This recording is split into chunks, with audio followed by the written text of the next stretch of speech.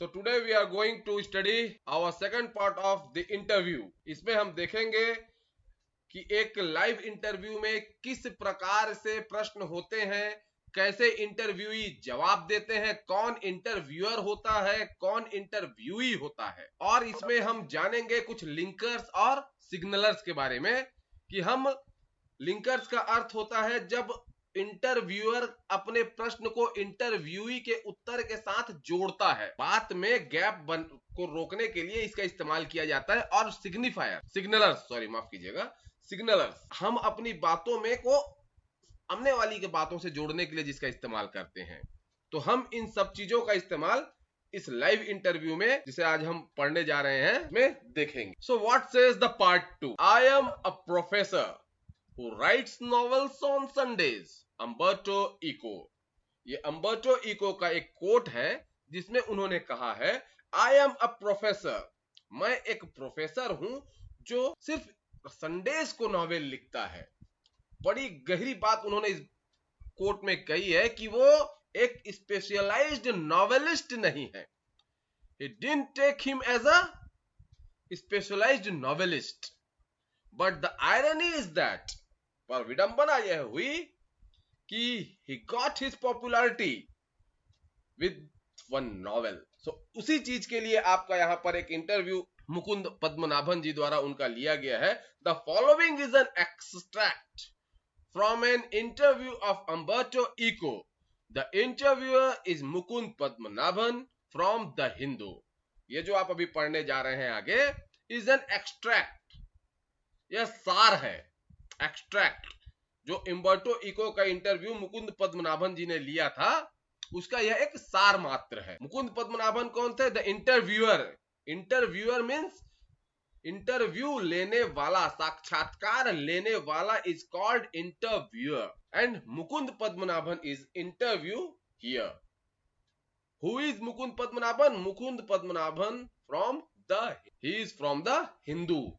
Hindu, what is the Hindu? हमने अभी poet and pancakes में पढ़ा था कि the Hindu is a daily newspaper, English daily newspaper in India. Umberto Eco, ये अम्बर्टो इको कौन है?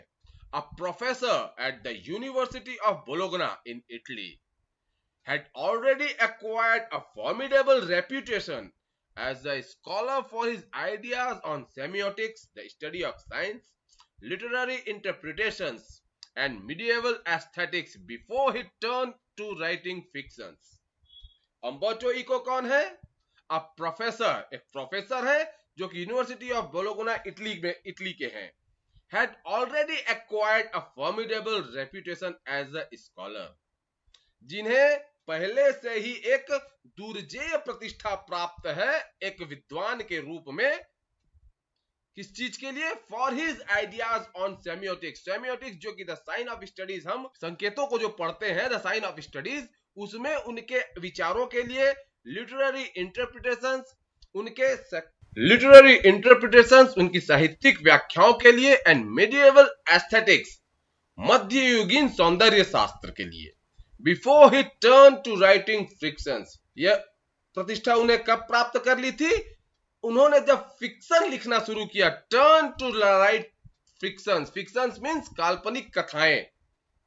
जब काल्पनिक कथाएं लिखना उन्होंने शुरू किया, उससे पहले वह एक दुर्जेय प्रतिष्ठा, एक ऐसी प्रतिष्ठा जिसे कोई जीत ना सका, ऐसी प्रतिष्ठा उन्होंने सेमियोटिक्स, लिटरेरी इंटरप्रिटेशंस और मेडिएवल एस्थेटिक्स के लिए प्राप्त कर चुके थे। Literary fictions, academic texts, essays, children's books, newspaper articles, his written output is staggeringly large and wide-ranging। साहित्यिक कल्पनाएं, academic text, शैक्षणिक लेख, निबंध, बच्चों की पुस्तकें, न्यूज़पेपर के लिए आर्टिकल्स, उनके लिखने का जो आउटपुट था, जो उन्होंने लिखा, is staggeringly large and wide ranging था, बहुत बड़ा था। स्टैगरिंगली शब्द का इस्तेमाल यहाँ पर इसलिए किया है कि उसने उन्हें उतनी प्रतिष्ठा प्रदान नहीं की और उतने पॉपुलर नहीं हुए, परंतु फिर भी वह एक ठीक ठाक स्थिति में थे। वह बहुत बड़े मात्रा में है और उनका क्षेत्र बहुत बड़ा है, वाइड रेंजिंग।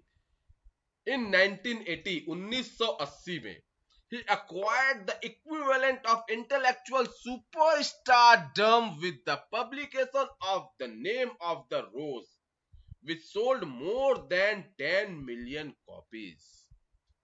1980 में he acquired the equivalent of intellectual stardom. उन्होंने क्या प्राप्त कर लिया?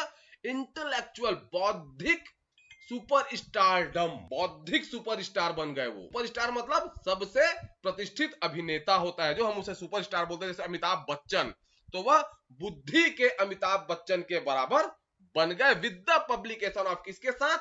उनकी पुस्तक द नेम ऑफ द रोज, उस पुस्तक के प्रकाशन के साथ ही वह एक बौद्धिक सुपरस्टार, एक इंटेलेक्चुअल सुपरस्टार के बराबरी का अधिकार उन्होंने प्राप्त कर लिया, जिसकी की which sold more than 10 million copies. 1 million is equal to 10 lakh. It means it is a 1 crore copies. 1 crore प्रतियां इस किताब की, उससे भी ज्यादा, मोर देन, माफ कीजिएगा, more than 1 crore copies, 1 crore से भी ज्यादा प्रतियां इसकी बिक चुकी। तो अब इसी तारतम्य में अब इनका एक इंटरव्यू मुकुंद पद्मनाभन जी ने लिया।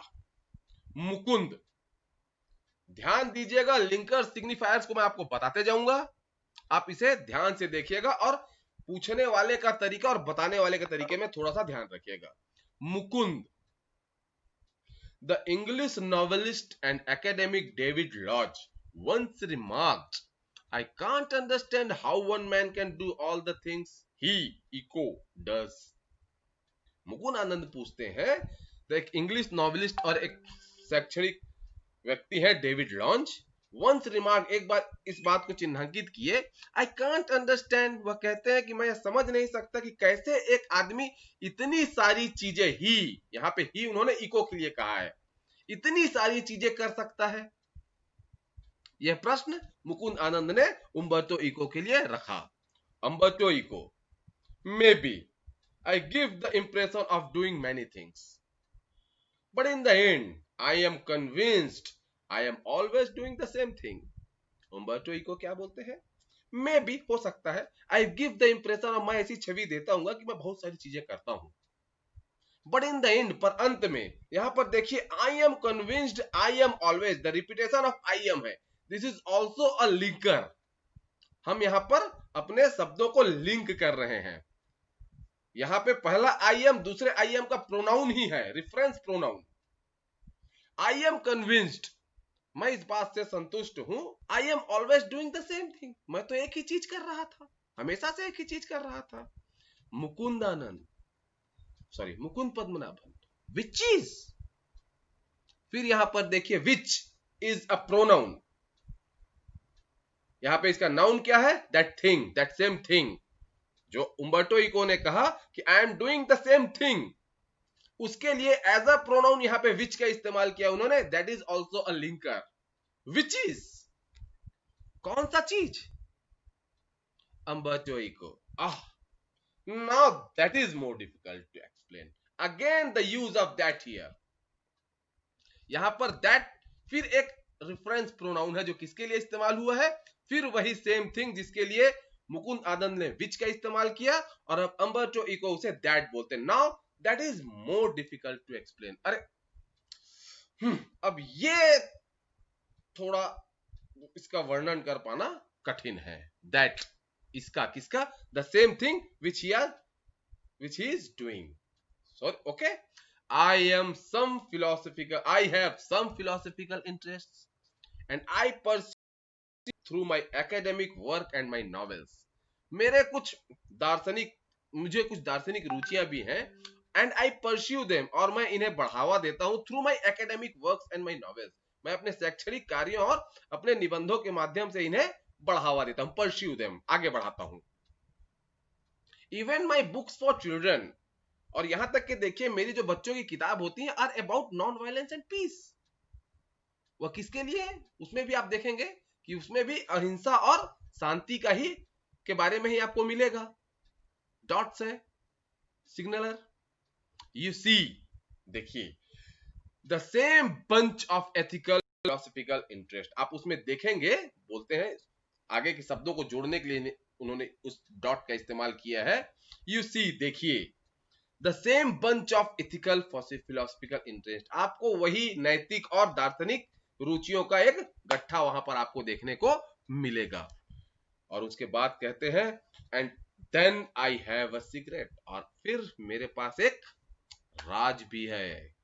Did you know what will happen if you eliminate the empty spaces from the universe? Eliminate the empty spaces in the atoms. क्या बोलते हैं, वो प्रश्न पूछते हैं, एक प्रतिप्रश्न करते हैं, क्या आप ये सोच सकते हैं कि अगर पूरे ब्रह्मांड से अगर खाली स्थानों को हटा दिया जाए, सारे एटम्स के बीच के खाली स्थानों को अगर हटा दिया जाए, बायो वाले साइंस वाले इस बात को अच्छी तरीके से समझ रहे होंगे कि एटम्स और यूनिवर्स के बीच में बहुत सी खाली स्थान होते हैं। आप एटम का स्ट्रक्चर देखेंगे, हर एटम के, दो एटम के जोड़ के बीच में एक छोटा सा खाली स्थान होता है, वो उसी चीज के बारे में बात कर रहे हैं। और अगर ऐसा कर दिया जाए, यूनिवर्स के बीच के खाली स्थानों को, एटम्स के बीच के खाली स्थानों को अगर हटा दिया जाए, the universe will become as big as my fist, और जो यूनिवर्स है वो क्या बन जाएगा, as big as my fist, मेरी मुट्ठी के इतना बड़ा हो जाएगा, मेरी मुट्ठी के समान उसका आकार हो जाएगा। मतलब वो अगर खाली स्थानों को हटा दिया जाए तो सिकुड़ कर मेरी मुट्ठी के बराबर हो जाएगा। Again he says that similarly we have a lot of empty spaces in our lives, और इसी प्रकार से हमारे जीवन में भी बहुत से खाली स्थान होते हैं। I call them interstices, और मैं इन्हें क्या कहता हूं, मैं इन्हें interstices कहता हूं। से अब वो interstices के बारे में बताने आगे एक्सप्लेन कर रहे हैं, क्योंकि ये शब्द के अर्थ को जानने से ज्यादा बड़ा इसके भाव को समझना है। Say you are coming to my place, coming over to my place, you are in elevator and while you are coming up I am waiting for you. This is an interstice, an empty space. क्या बोलते हैं, अच्छा देखिए, आप अभी मेरे घर की तरफ आ रहे हैं, आप किसमें, एलिवेटर, एक लिफ्ट में है, और जब आप ऊपर है तो मैं आपका इंतजार कर रहा हूं। वही जो समय है जब आप ऊपर आ रहे हैं और मैं आपका इंतजार कर रहा हूं, दिस इज एन इंटरस्टिस, यही एक खाली स्थान है। I work in empty spaces, और इन्हीं खाली समयों में, खाली स्थानों में मैं कार्य करता हूं। While waiting for your elevator to come up from the first to the third floor, I have already written an article. जब आप लिफ्ट से ऊपर आ रहे थे, पहले फ्लोर से तीसरे फ्लोर में, और मैं आपका इंतजार कर रहा था, उसी पल में मैंने एक आर्टिकल बना लिया है।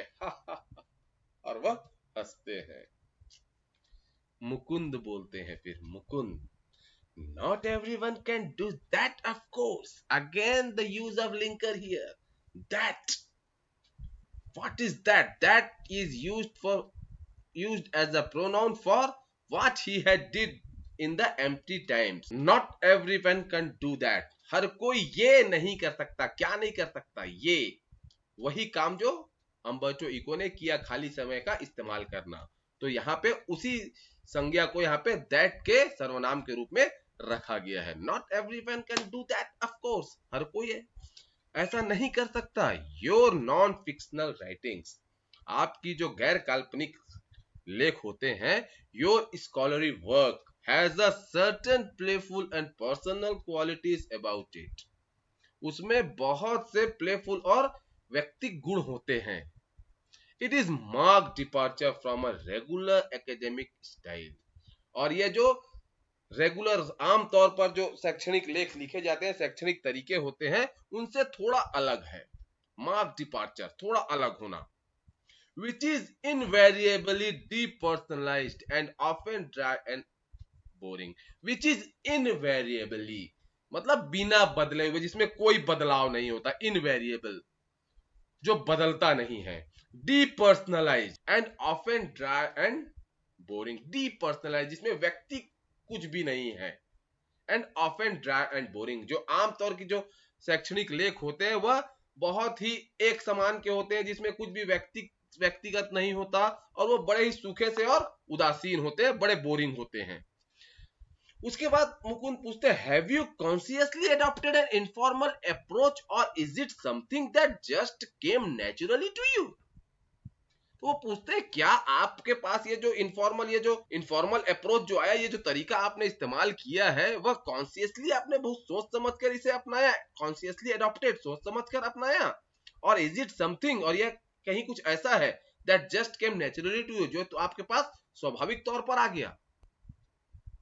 तब उम्बर्टो इको बोलते हैं, when I presented my first doctoral dissertation in Italy, one of the professors said, scholars learn a lot of certain subject, then they make a lot of false hypotheses, then they correct them, and at the end they put the conclusions. Umberto Eco बताते हैं, when I presented my first doctoral dissertation, जब मैंने अपना पहला doctorate का जो लंबा चौड़ा भाषण, डिसर्टेशन मतलब भाषण दिया, उस पर अपने डॉक्टरेट के बारे में भाषण दिया, एक बोले इटली में, वन ऑफ द प्रोफेसर, एक प्रोफेसर ने मुझसे कहा, तो बताते हैं वो प्रोफेसर बोले, scholars learn a lot of certain subject, जो विद्वान होते हैं वह किसी विषय के बारे में बहुत कुछ पढ़ते हैं, then they make a lot of false hypothesis, उसके बाद वो बहुत सी गलत परिकल्पनाएं करते हैं, देन दे करेक्ट देम, फिर वह उसे सुधारते हैं, एंड एट द एंड, और अंत में, दे पुट द कंक्लूजन, वह निष्कर्ष रख देते हैं। यू ऑन द कॉन्ट्ररी, परंतु तुम इन सब से अलग बोलते हैं, told the story of your research, तुमने अपने शोध की कहानी सुनाई, even including your trials and errors, और उसमें तुमने अपने प्रयासों और त्रुटियों को, अपने परिणामों और त्रुटियों को भी बताया। एट द सेम टाइम, और उसी वक्त, ही रिकॉग्नाइज्ड आई वाज राइट, उसने यह तय कर लिया, उसने यह पहचाना कि मैं सही था, and went on to public my dissertation as a book, और मेरा जो भाषण था उसे उसने एक पुस्तक के रूप में प्रकाशित करने के लिए तैयार हो गए। Which meant he appreciated me, इसका मतलब क्या था कि उन्होंने मेरी प्रशंसा की, इन्होंने at that point, और उसी पल, at the age of 22, 22 वर्ष की उम्र में, I understood scholarly books should be written the way I had done, मैं यह समझ गया कि जो विद्वतापूर्ण किताबें होती हैं वह उसी तरीके से लिखी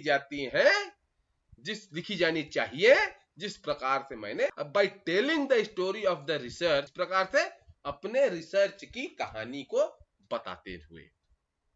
this is why my essays always have a narrative aspect, और इसीलिए मेरे सारे निबंधों में वर्णनात्मक पहलू आपको देखने को मिलेगा। एंड दिस इज व्हाई, और इसीलिए, प्रोबेबली आई राइटिंग नैरेटिव्स और novels so let at the age of 50 more or less, और इसीलिए आप देखेंगे कि शायद मैंने अपने जो यह वर्णनात्मक नैरेटिव नॉवेल्स जो मैंने लिखना शुरू किए, वह बहुत देर से शुरू किया, लगभग 50 वर्ष की उम्र में आने के बाद। 22 वर्षों से लिख रहा था, 22 वर्ष की उम्र से, पर नॉवेल्स लिखना मैंने 50 वर्ष की उम्र में शुरू किया, ऐसा उम्बर्टो इको बताते हैं। I remember that my dear friend Roland Barthes was always frustrated that he was an essayist and not a novelist. मुझे याद है कि मेरे जो मित्र थे रोलैंड बार्थेस, जो कि लिंग्विस्टिक के बहुत बड़े जानकार थे, was always frustrated, वह हमेशा इस बात से परेशान रहा करते थे, निराश रहा करते थे, that कि he was an essayist, कि वह एक निबंधकार है, essayist है, and not a novelist, और उपन्यासकार नहीं है। यहां पर आप देखिएगा, हर चीज की अपनी एक अलग पहचान होती है, एसे लिखना, नॉवेल लिखना, आर्टिकल लिखना, they all are the different aspects of writings. He wanted to do creative writing one day or another, but he died before he could do so. He wanted to do creative writings one day or another, वो आज नहीं तो कल कुछ रचनात्मक लिखना चाहते थे, but he died, पर वह ऐसा करने से पहले, पर वह ऐसा कर सकते इससे पहले ही उनकी मृत्यु हो गई, he died. I never felt this kind of frustration, मैंने कभी इस प्रकार की निराशा या खिज अपने ऊपर महसूस नहीं की। आई started writing novels by accident, accident दुर्घटना, अचानक, अचानकता को यहाँ पर बताने के लिए एक्सीडेंट का इस्तेमाल किया गया है, क्योंकि एक्सीडेंट्स हमेशा सडन होते हैं, अचानक होते हैं। I started writing novels by accident, मैंने नॉवेल्स लिखना अचानक शुरू किया। I had nothing to do one day and so I started, मेरे पास एक दिन करने को कुछ भी नहीं था और मैंने क्या किया, शुरू कर दिया। क्या शुरू कर दिया? Novel. Novels probably satisfy my taste for narration, और शायद नॉवेल्स जो है वह मेरे नरेशन के वर्णन करने का जो चाव है उसको संतुष्ट करते हैं। मुकुंद, अब talking about the novel then again the linkers, यहाँ पे अब देखिए फिर मुकुंद ने बात को उनके अंत करने से अपनी शुरुआत में जोड़ा लाकर। कहां अंत किया अम्बर्टो इको ने? अपने नॉवेल्स के बारे में बताते हुए, novels probably satisfy my taste for narration, और तुरंत मुकुंद ने वहीं से उनकी बात पकड़ ली।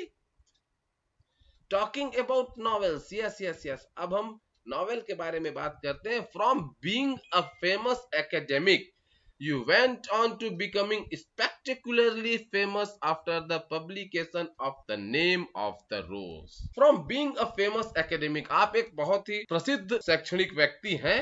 You went on to becoming spectacularly famous after publication of The Name of the Rose. लेकिन आप अभी इतना जो दार्शनिक रूप से प्रसिद्ध हुए हैं spectacularly, वो आपके The Name of the Rose नाम के प्रकाशन के बाद हुआ। You have written 5 novels against many more scholarly works of non-fiction, at least more than 20 of them echo over 40. फिर देखिए यहाँ पर क्या बोलते हैं, आपने 5 से ज्यादा नॉवेल्स लिखे और बहुत से स्कॉलरी वर्क्स रहे, आपके बहुत से विद्वतापूर्ण कार्य रहे, जिसमें कि of non fiction, non fiction मतलब अकाल्पनिक बहुत से काम किए उन्होंने। क्या क्या किया? बहुत से आर्टिकल्स लिखे, बहुत सी पुस्तकें लिखी बच्चों के लिए, उन्होंने सेमियोटिक्स पे काम किया, उन्होंने मेटाफिजिक्स पे काम किया, उन्होंने लिटरेरी राइटिंग्स की, बहुत कुछ किया था विच आर नॉन फिक्शनल, और वह कम से कम वो बोलते हैं 20 से ज्यादा होंगे। तुरंत उम्बर्टो इको उसे टोकते हैं। देखिए यहाँ पे 20 of them, this is a signaler, देखिए 20 ऑफ देम के बाद डॉट लगा हुआ है, मतलब वो बात को खत्म कर रहे हैं। वहीं से उम्बर्टो इको ने बात को उठा लिया, ओवर 40, 20 से ज्यादा नहीं, 40 से ज्यादा। मुकुंद आश्चर्य व्यक्त करते हैं, exclamation mark is there, over 40, among them a seminal piece of work on semiotics, 40 से ज्यादा, जिसमें कि वह सेमियोटिक्स के जो काम है, जो महत्वपूर्ण कार्य है, वो भी शामिल है। But ask most people about Umberto Eco and they will say, oh, he is the novelist. Does that bother you? पर अगर आप किसी से पूछो अम्बर्टो इको के बारे में, तो वे कहेंगे, they will say, ओह ओह, वो उपन्यासकार। आपने मतलब यहाँ पर मुकुंद आनंद के पूछने का अर्थ बड़ा मजेदार है कि आपने इतने सारे काम किए, इतने क्षेत्रों पे काम किया है, फिर भी अगर आपको अगर कोई पूछे, मतलब आपकी पहचान जो है एक निबंधकार के रूप में है, आपको सफलता भी मिली तो अपने एक माफ कीजिएगा, एक उपन्यासकार के ऊपर, एक नॉवेलिस्ट के रूप में है, आपको सफलता भी मिली, वो भी एक नॉवेलिस्ट के रूप में मिली, तो क्या इससे आपको कोई परेशानी होती है? Does that bother you? Eco, Umberto Eco बोलते हैं, यस, हाँ, because I consider myself a university professor who writes novels on Sundays. हाँ होती है, बोले, क्योंकि मैं अपने आप को एक विश्वविद्यालय का प्रोफेसर मानता हूं जो केवल संडेज को, इतवार को ही नॉवेल लिखता है। इट्स नॉट अ जोक, और यह कोई मजाक नहीं है। I participate in academic conferences and not meeting of pen clubs and writers. मैं शैक्षणिक लोगों के मंचों पर जाता हूं, न कि मैं पेन क्लब्स और लेखकों के मंचों पर। मतलब कहने का मतलब क्या है, वह शैक्षणिक समारोहों में शामिल होते हैं, उनका पूरा इंटरेस्ट, उनकी पूरी रुचि शैक्षणिक कार्यों में होती है, वह लेखकों के बीच में नहीं उठते बैठते, और वह अपने आप को स्वयं फुल टाइम नॉवेलिस्ट नहीं मानते। वो तो एक प्रोफेसर हैं जो शोध करते हैं, अपने शोध कार्य लिखते हैं, कोई नॉन फिक्शनल चीजें लिखते हैं, और वो अपने आप को ये मानते भी हैं, इसीलिए वह शैक्षणिक समारोहों में जाते हैं, पेन क्लब्स और राइटर्स के समारोह में या उनके बीच नहीं जाते हैं। आई identify my self with the academic community, और बोलते हैं मैं अपनी पहचान शैक्षणिक समूहों के बीच में करता हूं, एकेडमिक कम्युनिटी के बीच में करता हूं। बट ओके, लेकिन ठीक, if they who most people, जिन लोग ये कहते हैं कि वह एक नॉवेलिस्ट है, have read only the novels, उन्होंने केवल कंधा उचकाते हुए laughs and shrugs, have read only the novels, उन्होंने केवल नॉवेल ही पढ़ा होगा, मेरे बाकी कामों को उन्होंने नहीं पढ़ा होगा, इसलिए उन्हें मैं नॉवेलिस्ट ही लगता हूं। I know that by writing novels, मैं ये जानता हूं कि नॉवेल लिखने से I reach a larger audience, बड़े समूह के श्रोता समूह दर्शकों की तरफ बढ़ सकता हूं। I can not expect to have 1 million readers with stuff on semiotics, और मैं इस बात की तो उम्मीद भी नहीं कर सकता कि मैं सेमियोटिक्स पे लिखकर 1 करोड़ लोगों के बीच में पहुंच जाऊं। Mukund, which brings me to my next question, और यही मेरे अगले प्रश्न को लाता है।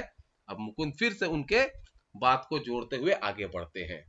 The name of the rose is a very serious novel, जो आपने लिखा है the name of the rose, ये तो बहुत ही सीरियस नॉवेल है, गंभीर novel. It's a detective yarn, इसमें एक जासूसी चुटकुले के समान है एट वन लेवल, एक तरीके से, but it also delves into metaphysics, पर वह थोड़ा सा आध्यात्म शास्त्र की तरफ जाता है, थियोलॉजी नैतिक शास्त्र की तरफ जाता है, मिडिएवल हिस्ट्री मध्ययुगीन इतिहास की तरफ जाता है। Yet it enjoyed a huge mass audience, और फिर भी उसने इतने बड़े दर्शक दीर्घाओं को आनंदित कर दिया। Were you puzzled at all by this, क्या आपको इन सब चीजों से अचंभा नहीं होता? नो, जर्नलिस्ट और पजल्ड, एम्बर्टोई को बोलते हैं, नहीं, अचंभित तो जर्नलिस्ट होते हैं, एंड समटाइम्स पब्लिशर्स, और कभी कभी प्रकाशक होते हैं।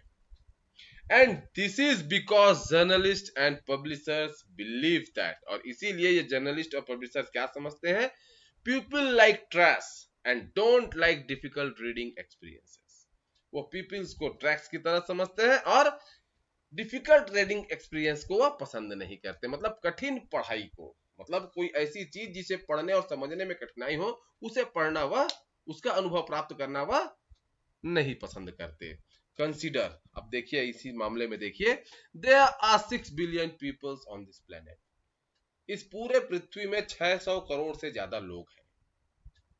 The name of the rose sold between 10 and 15 million peoples, और जो नेम ऑफ द रोज है वो केवल 1.5 से 2 करोड़ लोगों के, 1 से 1.5 करोड़ लोगों के बीच पहुंचा।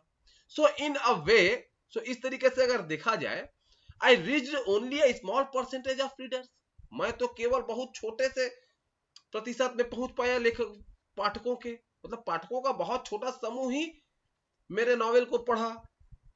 But it is exactly this kind of readers who don't want easy experience, पर ये वही पाठक है जो आसान चीजों का अनुभव, आसान चीज पढ़ने का अनुभव प्राप्त करना नहीं चाहते, वह कठिन चीजें पढ़ते हैं, और at least don't always want this, और कम से कम दिन भर तो यह नहीं चाहते।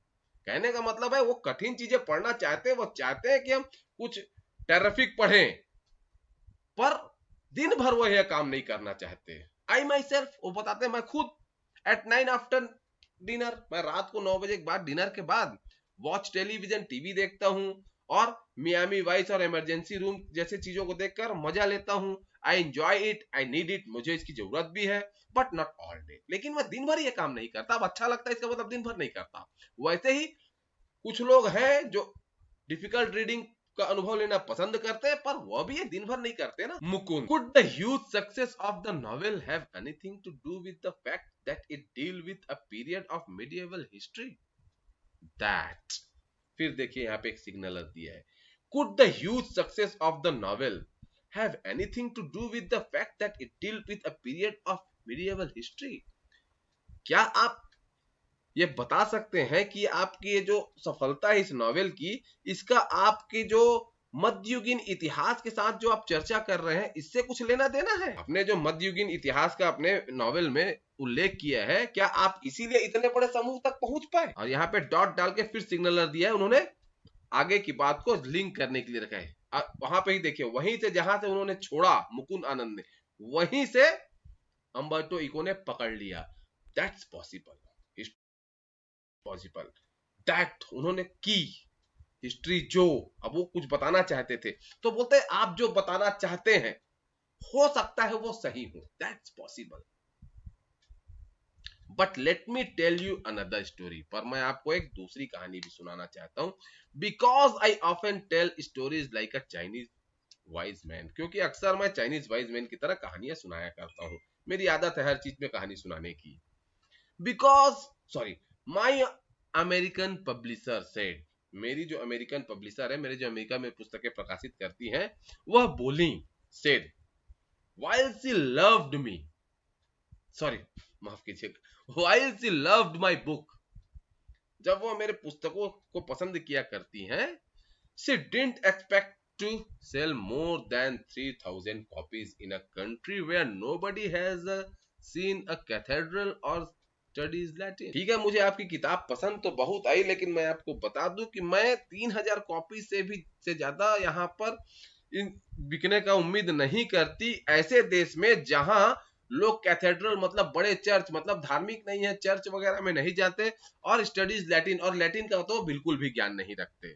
तो ऐसे जगह में जिसमें आपने मिडिएवल हिस्ट्री लिखा है, जिसमें चर्च है, कैथेड्रल है, लैटिन भाषा का इस्तेमाल है, लैटिन के में कुछ जानकारियां है, मैथोलॉजीज हैं, क्योंकि आपने देखा होगा मेटाफिजिक्स के बारे में भी बताया है, तो यहाँ पे लोग ऐसा इंटरेस्ट रखते नहीं, तो मैं 3,000 से ज्यादा कॉपी बिकने की उम्मीद नहीं करती।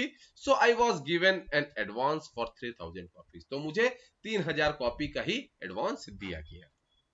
But in the end it sold 2 और 3 मिलियन इन द यूएस। पर अंत में हुआ क्या, यह केवल यूएस में ही, अमेरिका में ही 20 से 30 लाख, माफ कीजिए, हाँ 20 से 30 लाख कॉपियां बिक गई। A lots of books have been written about the medieval past far before mine। मेरे से पहले भी मध्ययुगीन इतिहास में बहुत सी किताबें लिखी गई। I think the success of the book is a mystery, और मैं यह मानता हूं कि इस किताब की सफलता एक राज है, एक रहस्य। नोबडी कैन प्रिडिक्ट इट, कोई भी इसकी कल्पना नहीं कर सकता था, इसे प्रिडिक्ट नहीं कर सकता था, इसका अंदाजा नहीं लगा सकता था। I think if I had written the name of the rose 10 years earlier or 10 years later, it wouldn't have been the same। और मैं ये सोचता हूँ कि अगर मैंने द नेम ऑफ द रोज को 10 साल पहले या 10 साल बाद लिखा होता, तो it wouldn't have been the same, या इसी प्रकार की नहीं होती। Why it worked at time is a mystery, और इस वक्त इसने क्यों इतनी सफलता प्राप्त की, यह एक रहस्य है, एक राज। So that's it with your the interview part 2 between the Mukund Padmanabhan and Umberto eco.